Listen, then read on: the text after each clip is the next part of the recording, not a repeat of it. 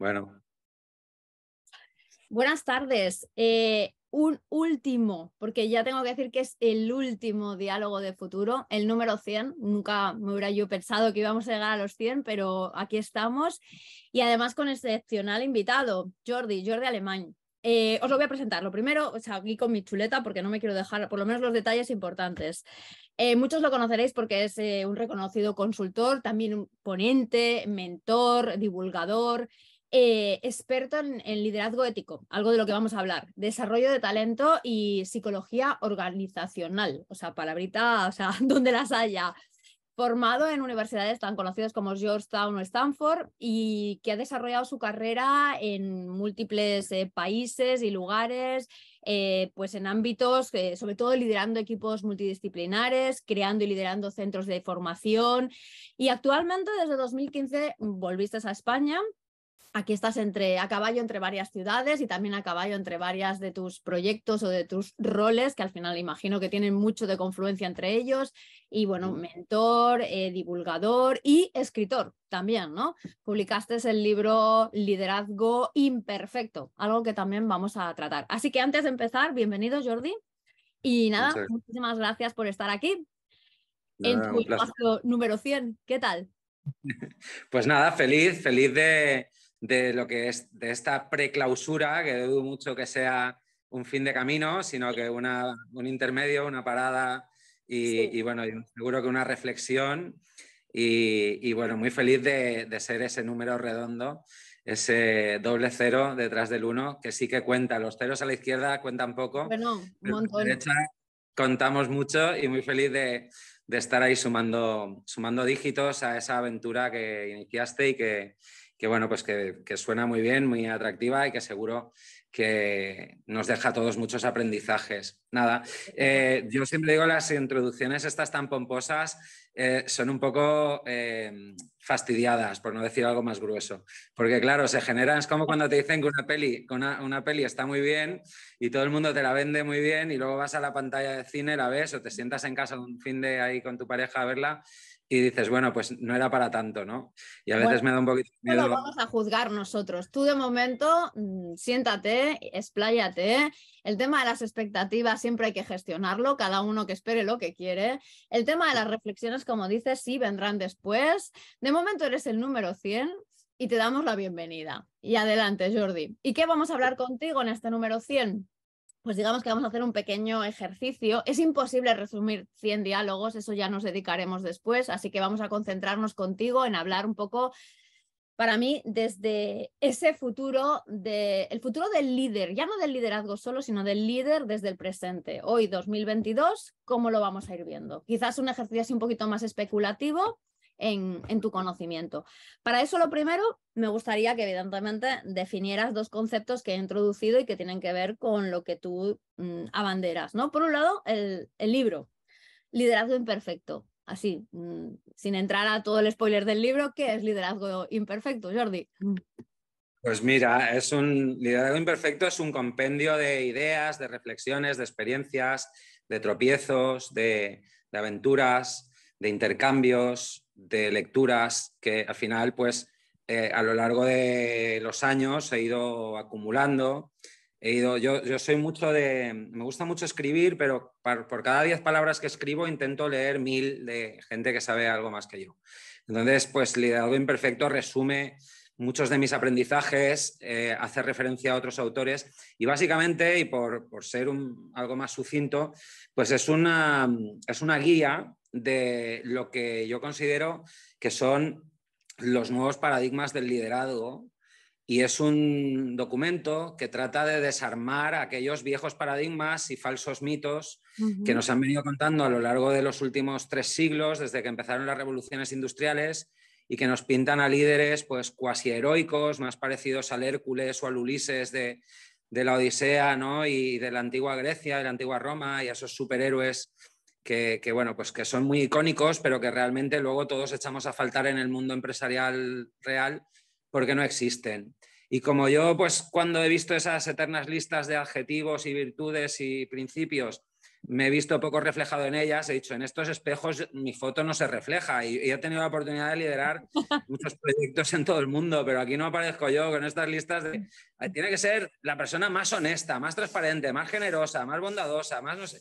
Y yo digo, bueno, pues yo, hombre, mala persona no me considero, pero tan divino y tan maravilloso tampoco, ¿no? Entonces, eso es lo que define para mí el liderazgo, la imperfección, porque los humanos pues somos poco divinos y muy imperfectos y finalmente todos tenemos, según mi experiencia y esta es opinión propia que he podido contrastar a lo largo de los años, pues todos tenemos en algún momento esa capacidad de dar un paso adelante y bueno, pues tratar de empujar, de animar, de motivar y en definitiva de influenciar a otros para que entre todos superemos adversidades que no van a dejar de venir, que llevan viniendo toda la vida porque es el sino de la condición humana, el enfrentarse a retos y que van a seguir viniendo. Y ese que da el paso adelante o esa que da el paso adelante y muestra un signo de valentía por una circunstancia particular y por un perfil particular que en una situación determinada pues puede ayudar, ese es el líder y no tiene que ser Steve Jobs ni Martin Luther King Jr. para convertirse en un líder. Voy a ponerle ahí un titular para resumir. Digamos que es un proyecto casi o cuasi autobiográfico de tropiezos acumulados, pero de gente que le permite dar pasos adelante, ¿no? O sea, un poco por ahí. Bien, bien. O sea, y que además, sobre todo, para mí algo que es muy importante y que acabas de decir es que somos menos divinos y más imperfectos. O sea, que eso es un poco la condición humana, gracias a Dios. Vale. Yes. Entonces, tenemos otro concepto que también me parece interesante y que también, o sea, antes de ver un poco cómo pueden ir los dos de la mano o no, está el de, que no es un libro, que es una escuela de liderazgo, pero que está también ahí alineado con tu trabajo y con tu conocimiento, que es el de liderazgo ético. Esto que, bajo ese paraguas, entonces, ¿qué va en esa casilla? Mira, liderazgo ético es, como bien dices, Gemma, es una escuela a la antigua usanza, como los liceos que montó el fantástico Aristóteles en el mercado de Atenas, ¿no? O el bueno de Zenón de Citio, que montó debajo de un arco de un mercado, pues montó su propia escuela y ahí enseñaba estoicismo, ¿no? Pues esto es una escuela que no tiene una ubicación física, porque ya no vivimos en entornos encorsetados de presencialidad, al menos yo no lo veo así. Es una escuela que de diferentes maneras y a través de diferentes vías contribuye a que las grandes corporaciones y las no tan grandes que desean llevar el liderazgo de sus mandos intermedios y de sus ejecutivos a un siguiente nivel, a ese nivel que requiere el siglo XXI, pues tengan la oportunidad de hacerlo dentro de lo que es un marco educativo, pedagógico y de formación ejecutiva, algo diferente y más disruptivo del tradicional. Es decir, no enseñamos ni las materias ni formamos en las mismas disciplinas que lo hacen las escuelas de negocio católicas que lideran los rankings de mejores escuelas de negocio de todo el planeta, ni tampoco somos ninguna universidad, ni somos una escuela compuesta por un grupo de casi todo ex ejecutivos o ejecutivos en activo que compartimos generosamente nuestra experiencia, nuestros conocimientos y bueno, pues todos los métodos, herramientas y demás utensilios que hemos ido adquiriendo y configurando a lo largo de los años, los ponemos a disposición pues principalmente de grandes corporaciones. Esa escuela de liderazgo se sostiene en 3 pilares. El pilar del pensamiento crítico, de la inteligencia emocional y de la toma de decisiones. Y eso es principalmente las áreas pedagógicas que explotamos, ¿no? Somos un grupo de docentes, como te digo, actualmente 7 personas. Y bueno, yo encabezo ese proyecto y estamos presentes pues, en grandes corporaciones nacionales en España y también en Latinoamérica y también en algunas escuelas de negocio que nos compran programas ejecutivos y certificados profesionales para sus alumnos. Vale. Bueno, pues ahora ya tenemos ahí una acumulación de conocimiento, o sea, que está aquí presente en el 2022, ¿vale? Y para mí importante cuando haces ahí un poco ya esta parte de ejercicio más especulativo mirando para el futuro es también identificar, aparte de este contexto en el que estamos, que ya has dicho tú que, bueno, pues tiene su momento movidito, ¿vale? ¿Qué drivers, o sea, o qué motores o qué cosas estás ya poniendo encima de la mesa para que de alguna forma el futuro de organizaciones y de personas, porque al final una cosa sin la otra no tiene sentido, vaya a ser pues eso, más saludable, más sostenible, y ahí tiene mucho que ver todo lo que has estado hablando de liderazgo, de talento, de capacidades. Pero ¿cuáles son los drivers que ya estamos viendo y que nos van a ayudar luego a que nos cuentes esa especulación del resto de temas? Sí, mira, uno de los principales es que ya no estamos viendo en casi ninguna organización avanzada o de aquellas que están siendo capaces de superar las crisis con mayor celeridad y facilidad, estamos viendo una transición entre lo que era el liderazgo más autocrático y el liderazgo más orgánico o más, vamos a decir, de tribu. Entonces, eso sería un primer cambio de paradigma importante que está derivando, además, está propiciando toda una serie de cambios en términos de cultura y entorno. Se está pasando más de que la figura de una única persona, principalmente del CEO, del fundador, del empresario de turno o de la empresaria de turno, concentre todo lo que es la toma de decisión y la respuesta a cualquier incertidumbre, cualquier problema, y se está pasando por parte de muchas organizaciones, como te digo, a entender que al final todos, particularmente de lo que es banda 3 o mando intermedio hacia arriba, mando intermedio director o ejecutivo y por último socio fundador, tienen que empezar a desarrollar una inteligencia colectiva que les permita tomar decisiones de manera consensuada. Es decir, transitaríamos de un liderazgo autocrático a uno más democrático o participativo. Y eso, pues, claro, tiene múltiples aristas, ¿no?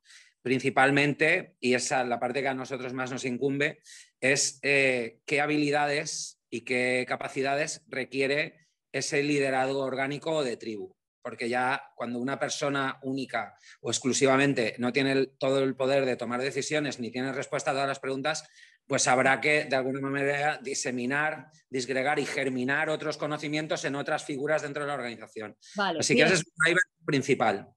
Ese es o sea, hay un driver principal, no quieres señalar ningún otro. Este es Es el que que, de ahí de ahí salen, de ahí deriva salen todo.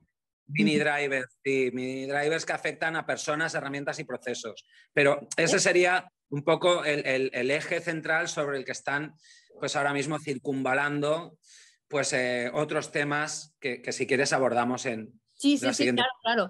Pero me quedo entonces en que realmente estamos culturalmente asumiendo, que no es simplemente que nos lo estén imponiendo, sino culturalmente asumiendo que estamos viviendo una transición del concepto del liderazgo a un liderazgo mucho más amable, compartido, de inteligencia colectiva, como tú has dicho, y que evidentemente incluso que está más, otra palabra muy de moda ahora mismo, descentralizado, ¿no? Y eso nos da una posibilidad de avanzar hacia eso, unos nuevos tipos de organizaciones, unos tipos nuevos de talentos y de capacidades. Vale, pues venga, vamos con ello. Entonces, a partir de ahí y sobre ese eje que hemos definido, sería interesante pues eso, que empezáramos a desgranar ese ejercicio especulativo de hacia dónde van las necesidades que tenemos pues en talento, por ejemplo.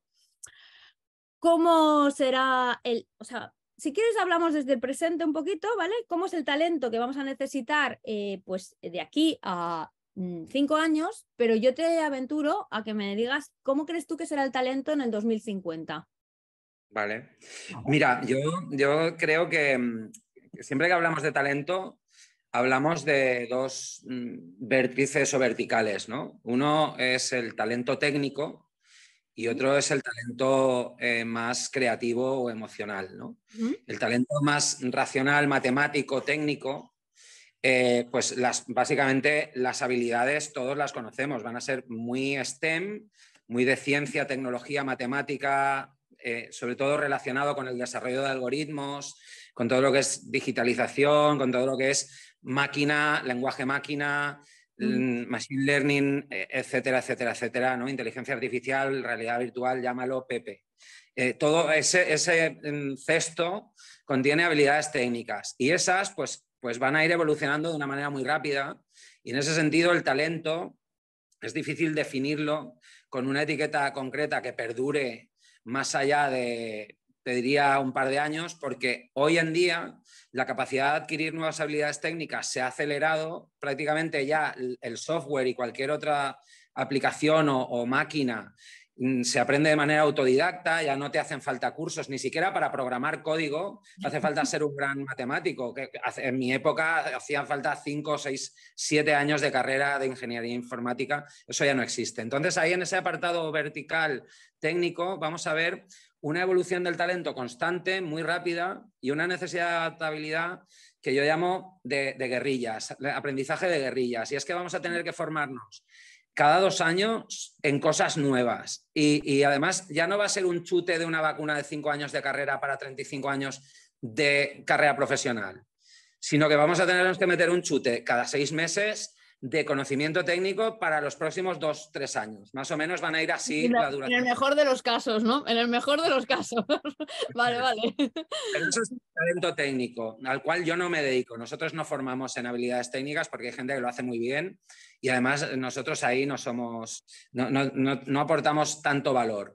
Entonces, luego está el otro vertical o canasto, que es el de las habilidades más creativas, emocionales, y ahí básicamente lo que se está pues corroborando según pasan los años y según también las coyunturas van evolucionando y cada vez se vuelven más inestables, más quebradizas, más inciertas, pues estamos viendo sobre todo 3 necesidades fundamentales en términos de desarrollo de talento. El primero es que vamos a necesitar, y ya los necesitamos hoy, profesionales que sepan gestionar sus emociones y que tengan una capacidad de autoconocimiento y autorregulación importante. Es decir, ya no podemos esperar ese líder protector que cuida de todos nosotros porque ni él mismo ni ella misma sabe qué viene mañana. En entornos BANI, que son, pues, BANI es un nuevo acrónimo que sustituye al BUCA, ¿no? Sí, que es entorno quebradizo, no predecible, incierto y acelerado. Pues en esos entornos BANI ni el líder es capaz de saber qué va a pasar dentro de 10 minutos. Así que cada uno de los miembros de la organización va a tener que dar un paso adelante en su propio autoliderazgo, y autoliderazgo significa inteligencia emocional y autorregulación. Eso me lleva al punto 2, y es que dentro de esa, vamos a decir, inteligencia emocional y capacidad de entendernos a nosotros mismos, vamos a desarrollar también lo que es la empatía. La inteligencia emocional, según Peter Salovey, son 5 anillos o 5 elementos. Autoconocimiento, autorregulación, motivaciones internas, esa sería la parte yo, y luego la parte nosotros es empatía y construcción de relaciones sociales positivas. Entonces, esa segunda pata nos lleva sobre todo a la colaboración o a esa inteligencia colectiva, y ahí vamos a ver muchísimas desarrollo de habilidades relacionadas con la construcción de alianzas. Llámese gestión de conflictos, llámese comunicación, llámese gestión de cambios, llámese todas esas habilidades. A mí no me gusta llamarlas blandas porque realmente no tienen nada de blando, pero sí más humanas. Vamos a ver habilidades relacionadas con esos 2 anillos de empatía y construcción de relaciones positivas del modelo de inteligencia emocional de Peter Salovey. Y eso sería una segunda pata. Luego una tercera pata de pensamiento crítico. Y es que dentro de esa delegación o vamos a decir, reparto de responsabilidades y liderazgo más orgánico tribal, pues vamos a tener que empezar a cuestionarnos si todo lo que hemos venido haciendo hasta ahora sigue teniendo sentido. Y el pensamiento crítico ahí cobra una vital importancia dentro de lo que es la formación del liderazgo del futuro, del hoy y de los próximos 20 o 25 años, ¿no? Si quieres una más, sería que un poco hace de paraguas, sería la capacidad de construir entornos donde prevalezca la seguridad psicológica. Y ahí es donde entra la psicología organizacional que tú mencionabas en mi presentación, en mi introducción. Y es que vamos a tener que tener un poco componente, sobre todo aquellas personas que empezamos a ocupar dentro de la escalera del liderazgo, empezamos a avanzar en esos primeros peldaños de mando intermedio, supervisando gente y demás, vamos a tener que empezar a desarrollar alguna habilidad psicológica, sobre todo en el campo de la cognición, de la comprensión de cómo se sienten los demás, que nos permita pues, que la gente pueda ser cada uno quien es, sin sentirse incómodo, sin sentirse mal y sin miedo a ser castigado.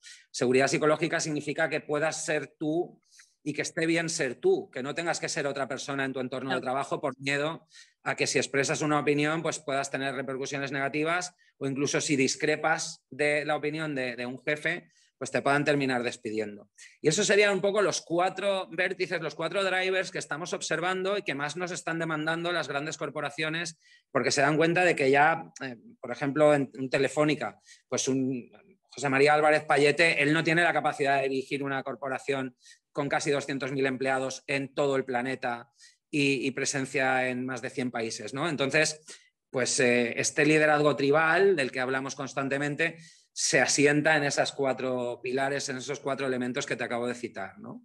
Sería pues la inteligencia emocional, sería la colaboración o inteligencia colectiva, sería el pensamiento crítico y la seguridad psicológica. Vale. Bueno, o sea, aquí, bueno, es que yo no me quiero ir porque cuando me voy por los, bueno, abro muchos melones y no quiero como que nos vayamos por muchos lados. Pero bueno, me parece muy interesante porque yo te he preguntado por talento, pero rápidamente nos hemos ido a liderazgo. Entonces esto me lleva a pensar que de alguna forma ya interiorizado está que casi, por decirlo de alguna manera, el liderazgo es un talento que tendremos que adquirir todos, no solamente los líderes, sino que esa regularizar nuestras emociones vamos a tenerla que tener todos, ¿no? O sea, que de alguna forma todos vamos a tener que liderar un poquito en este futuro que nos viene. Y por otro lado, me parece muy interesante todo lo que has dicho, porque claro, o sea, no me extraña que se abran nuevas escuelas. O sea, a ver, vamos a ver. Hay una cantidad de nuevas, llámale, es que no sabría decir disciplinas, porque sí, has hablado de la psicología, que evidentemente es una disciplina, y has hablado de muchas cosas que tendría que ver, pues por ejemplo, pues la empatía está muy desarrollada en todos los temas de design thinking o en la creatividad, o sea, hay un montón de materias nuevas, o sea, digamos que de ingredientes que tendrían que hacer chup en ese nuevo cocido del liderazgo, ¿no? Que hasta aquí, pues como tú bien dices, en las escuelas de negocio, empezando desde las carreras de donde salen normalmente los perfiles que ejercen ese liderazgo, hasta luego los másters y demás, ¿no? Que los profesionalizan, pues se ha contemplado poco, con lo cual digamos que otra cosa que sería bastante interesante, y a lo mejor tú lo tienes más, yo he identificado unas cuantas, pero que tú a lo mejor puedes ahí como hacernos un poquito la autorreceta. Lo digo porque como ahora, a lo mejor la escuela vuestra ya es un paso adelante, pero la mayoría de la gente, como tú dices, ya me da igual si es habilidades técnicas o habilidades emocionales, tenemos que andar un poco en la parte autodidacta, ¿eh? De coger un poco de aquí y de allí. Entonces, ¿qué cosas, qué disciplinas estáis poniendo en esa receta nueva que necesitan los nuevos talentos y específicamente los nuevos líderes tener en cuenta para formarse en la escuela o en vías paralelas? Mira, efectivamente, recogiendo ese cable que tú lanzas, es que el liderazgo, cuando hablamos de talento, inevitablemente en este nuevo contexto tenemos que hablar de autoliderazgo, y el autoliderazgo forma parte de tus propios talentos o te va a permitir que desarrolles tus propios talentos. Estamos viendo un mercado laboral y un mundo empresarial que evoluciona más hacia el freelandismo, si me permites ese palabra, que no hacia el contrato fijo de toda la vida, de pasar 30 años trabajando en una misma organización antes de jubilarte. Estamos viendo sobre todo pues, que los jóvenes, las nuevas generaciones, buscan mucho pues esa independencia, flexibilidad, autonomía que las organizaciones más añejas no les proporcionan. Así pues, Gemma, inevitablemente cuando hablamos de talento tenemos que hablar de autoliderazgo, como tú decías. En ese sentido, recogiendo el segundo cabo de ese cable, las escuelas tradicionales no enseñan ninguna de estas disciplinas ni habilidades porque bueno, pues no formaban parte hasta hace poco del currículum o del sílabus de esas escuelas de negocio, ni siquiera las universidades, ni públicas ni privadas, ¿no? Y ahí es donde nosotros hemos encontrado un nicho. Independientemente de nuestra escuela o de manera autodidacta, quien quiera formarse, yo siempre sugiero que se empiece por una parte por la lectura de los clásicos. Hablo de los clásicos pues, desde el Ars Rhetorica de Aristóteles, que es un manual fantástico, el primer manuscrito que existió en la historia hablando de comunicación. Hoy día todo el mundo habla de marketing, de influencia, de marca personal. Bueno, pues todo eso Aristóteles en el siglo IV a.C. ya lo recogía en ese Ars Rhetorica, que nos da muchas pistas de lo que es pues influenciar a través de las emociones, de lo que es el storytelling, ¿no? Se resume muy bien en una frase del propio Aristóteles que decía que más vale una idea bien contada que una buena idea. Es decir, que al final la comunicación es fundamental. Y eso pues tiene que ver con el ser capaz de vender nuestros talentos, de encontrar trabajo, de convertirnos en empresarios o de cualquier otra cosa que deseemos y que nos veamos obligados a hacer en esta nueva aventura que tenemos por delante en este nuevo siglo. Disciplinas o recomendaciones de cosas que la gente puede explorar. Mira, inteligencia emocional, que yo a cualquier persona le recomiendo que empiece a leer a Daniel Goleman, cualquiera de los libros de Daniel Goleman, empezando por Liderazgo, que es un libro que, bueno, pues es maravilloso y es muy básico y te introduce de una manera muy sencilla, porque él no es psicólogo, es divulgador, te introduce a lo que es el mundo de la psicología cognitiva y sobre todo a la comprensión de las emociones propias y ajenas. Pues lecturas como esta, y hay muchas, son una muy buena manera de actualizarte y de empezar a entenderte mejor. Estudiar, aparte ya hemos mencionado los clásicos, hemos mencionado a Goleman. Mira, hay ahora mismo 3 o 4 autores norteamericanos, yo bebo mucho de fuentes anglosajonas porque he vivido mucho tiempo en Londres y en Washington, en Estados Unidos, y Adam Grant, Brené Brown, obviamente Simon Sinek, que ya es sobradamente conocido y ya pues lleva casi 2 décadas con el discurso del porqué, del propósito, etcétera, ¿no? Pero hay infinidad de divulgadores que hoy en día nos ponen el conocimiento muy masticadito, muy picadito, de una manera muy fácilmente digerible, conocimiento que viene del campo de la economía conductual, de la psicología cognitiva, de la psicología clínica, y todos esos autores nos pueden servir. ¿Dónde se enmarcaría eso si tuviéramos que buscar mañana en Google, oye, ¿qué puedo yo empezar a estudiar? Eso se enmarcaría dentro del campo de la economía conductual y de la psicología cognitiva. Y psicología cognitiva es, pues en cierta manera, un campo que es mucho más asequible en términos de estudio, conocimiento por parte de cualquier profesional, cualquier ser humano, porque no es tan clínico, no es tan de investigación, no es tan de dato, sino es mucho más de comportamiento.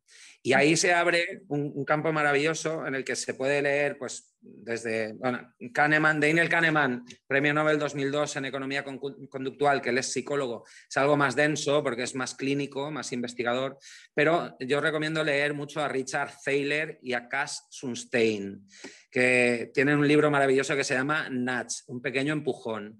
Y ahí se habla de los 2 cerebros, del cerebro emocional, el cerebro racional y de la toma de decisiones. Y con este tercer elemento un poco te concluyo la respuesta. Toma de decisiones es algo que se estudia poco, que no se sabe cómo estudiar, que hay mucho material también disponible si se busca por toma de decisiones, modelos mentales, mapas mentales, modelos de toma de decisión. Cualquiera de esas búsquedas en Google nos va a devolver millones de registros, sobre todo autores como Richard Thaler, premio Nobel también en el 2017, nos facilitan mucho la comprensión de material muy denso que antiguamente, según la economía clásica y neoclásica, pues resultaba poco comprensible para el gran público. Y hoy en día, gracias a la tecnología y gracias a estos divulgadores, pues cualquiera puede iniciarse en estos campos, en estos horizontes que de alguna manera nos preparan a autoliderarnos, ¿no? Que es un poco la conclusión. Total. No esperemos que venga Mandela, ni Luther King, ni Steve Jobs, ni Bill Gates, ni el líder que iconicemos a que salve el mundo, porque ninguno de ellos es Superman. Y ya hemos visto con las últimas 2 crisis y con la pandemia que hay pocos líderes en el mundo capaces de rescatarnos a todos. Así que empecemos por rescatarnos a nosotros mismos. Sí, sí, eso me queda claro. O sea, una cosita, te preguntaría por lo que estás diciendo, y sin ánimo de aquello concluir cosas ni decir que, pero sí que intuyo que en esa receta 2030-2050 vemos más humanistas dentro de los líderes que técnicos. Más, ¿vale? ¿No? O sea, apunta a eso, ¿no? Apunta a que de alguna forma puede ser que incluso, no sé, haya más psicólogos que ingenieros dentro del mundo del liderazgo, ¿no? Por lo que parece, ¿no? O sea, me has puesto una receta ahí bastante interesante: economía conductual, psicología cognitiva y mapas mentales para la toma de decisiones. Digamos que es poco técnico, es más, o sea, temas que están mucho más ligados a temas de la comprensión del ser humano y a partir de ahí la comprensión del entorno. Bueno, bien. Entonces, dicho esto, que además me parece muy interesante, una cosa que también tengo que resaltar, porque es que, o sea, en 100 diálogos se ha repetido constantemente y esto es una señal, sin duda, es la vuelta a los clásicos. Esto de tirar para adelante, sin mirar atrás, está claro que los expertos no lo hacen. Siempre hay que mirar para atrás. Luego hemos visto que evidentemente hay un concepto de autoliderazgo que va a ser un talento predominante, o sea, tenemos que de alguna forma formarnos en ellos. Y también has hablado ahí del concepto del freelandismo, o sea, que crece. Entonces, con ese driver que ya poníamos de transición del liderazgo, con ese talento de autoliderazgo y ese, digamos que, cambio estructural hacia el freelandismo, entonces, vamos a ver, Jordi, volviendo al ejercicio especulativo, ¿cómo serán entonces o cómo deberían ser las organizaciones de éxito para tener éxito en 2030, en 2050? Ya el conjunto de, no la persona solo, sino el conjunto de. Mira, hay un concepto que a mí me parece maravilloso, que es de los años 60, de principios de los 60, se llama equipo tigre. Los equipos tigre, los Tiger Teams, los creó la NASA principalmente, y en la misión fallida de Apolo 13, cuando el Apolo 13 no tuvo oportunidad de alunizar y tuvo que, el equipo de operaciones con más de 60 ingenieros en Houston tuvo que bueno, pues inventar o improvisar una solución para que los 3 astronautas no perdieran la vida, la nave no perdiese el control, explotase y perdieran los 3 la vida, pues montaron un equipo tigre. Un equipo tigre son equipos que se montan ad hoc y se montan con un propósito concreto, puntual, de medio plazo. No es plazo eterno, porque ahora ya hablar de largos plazos más allá de 2 años no tiene sentido, pero tampoco es el KPI trimestral, el me tienes que dar resultados esta semana, ¿no? Es algo intermedio que tiene que ver con 1 año y medio o 2 de proyecto. Los equipos Tigre tienen esa capacidad de adaptación y de superación de retos y resolución de problemas. Entonces son equipos multidisciplinares, muy habituados a la divergencia, a la gestión de conflicto y a la conversión de conflictos de forma co-creativa en propuestas alternativas a soluciones tradicionales que no están funcionando o que han dejado de funcionar. Eso es un equipo tigre. Toyota, el CEO de Toyota, el previo, no Akio Toyoda, el actual, el anterior, su padre, a mitad de los años 80 montó un equipo tigre y en lugar de montarlo en Japón, en la fábrica de Toyota, los envió a Hungría con un presupuesto de 400 millones de dólares para que inventaran el primer motor híbrido de la historia. Y en los 90 salió el Prius. Eso es un equipo tigre. Eran 400 ingenieros que estaban en contacto diario. Ellos realmente pensaban fuera de la caja, porque pensar fuera de la caja es salir de tu caja. Es que a veces decimos palabras muy chulos, Ya, ¿no? no nos pensamos siquiera. Pero no los aplicamos porque yo siempre digo, oye, pero es que para pensar fuera de la caja tienes que salir de tu caja primero. Si te quedas en tu caja hablando con los de tu caja, vas a pensar poco fuera de la caja. Bueno, pues esos equipos tigre piensan mucho fuera de la caja porque salen de la caja, salen de sus entornos, se entremezclan y hacen algo que también es maravilloso, es un término que yo cada vez utilizo más, que se llama la polinización cruzada.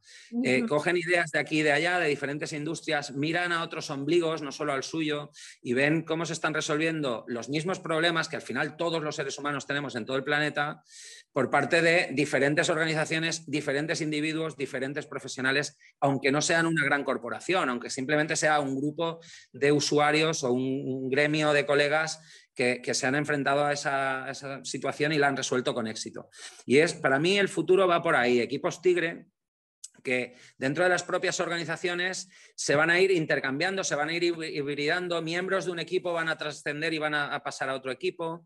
Y sobre todo vamos a ver organizaciones, bueno, es un término muy en boga ahora mismo, organizaciones fluidas que tienen poco título y poca jerarquía vertical y mucha transversalidad y mucha adaptabilidad. Y eso es lo que ya se empieza a apreciar, sobre todo en los Estados Unidos, que de alguna manera son pioneros en el campo del desarrollo de modelos organizacionales. Pues se empiezan a ver mesas con ruedas, se empiezan a ver profesionales sin título que llegan una mañana y dicen, chicos, se me ha ocurrido esto, y de repente 15 personas dicen, yo la semana que viene termino proyecto, me cojo mi mesa, me uno al tuyo. Y esto, las organizaciones que sean capaces de adoptar estos modelos organizacionales tienen muchas más probabilidades de superar cualquier adversidad en el futuro, sea una pandemia, sea una crisis económica de calado, sea una inflación perpetua y galopante como la que estamos experimentando ahora en Europa, o cualquier otra situación que nos ponga ante ese tipo de retos. Me encanta.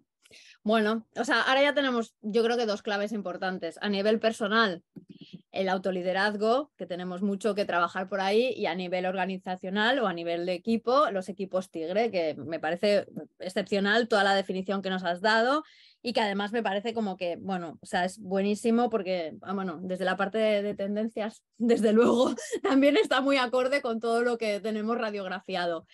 Al punto que hay algo que me ha encantado, que son esas mesas redondas con sillas con ruedas, porque el espacio determina también mucho la condición de trabajo y la condición de pensamiento.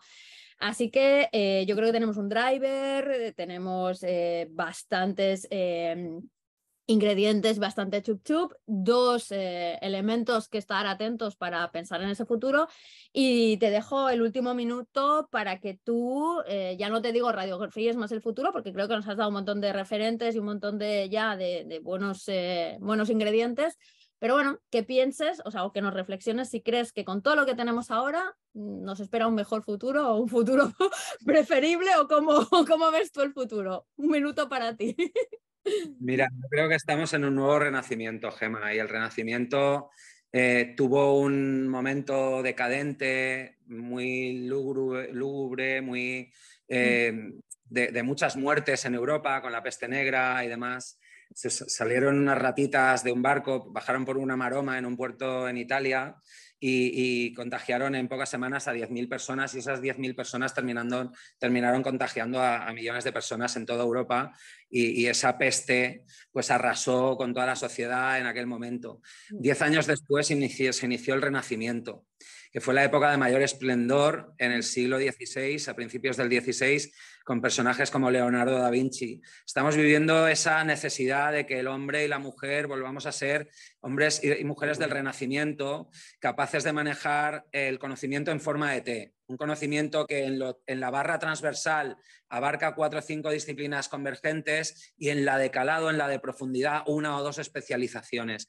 Veníamos especializándonos en una sola cosa y sacando ingenieros o médicos o enfermeros o arquitectos de las universidades con una única, vamos a decir, una única obsesión, que era poner en práctica todo ese conocimiento en el que habían invertido casi 17 años de su vida, que es lo que dura un ciclo académico completo hasta 3er grado o 3er ciclo. Hoy en día eso ya no existe, y estamos en esa reinvención de la sociedad que, junto con la tecnología, en el momento que entendamos cómo relacionarnos con la tecnología y cómo construir los puentes emocionales y aportar el talento humano o suplementarlo y complementarlo con esa capacidad tecnológica, vamos a elevar la sociedad a un plano superior y a los seres humanos a una meta superior, en la que no sea trabajar por cumplir con KPIs, sino simplemente trabajar unidos en un futuro mejor.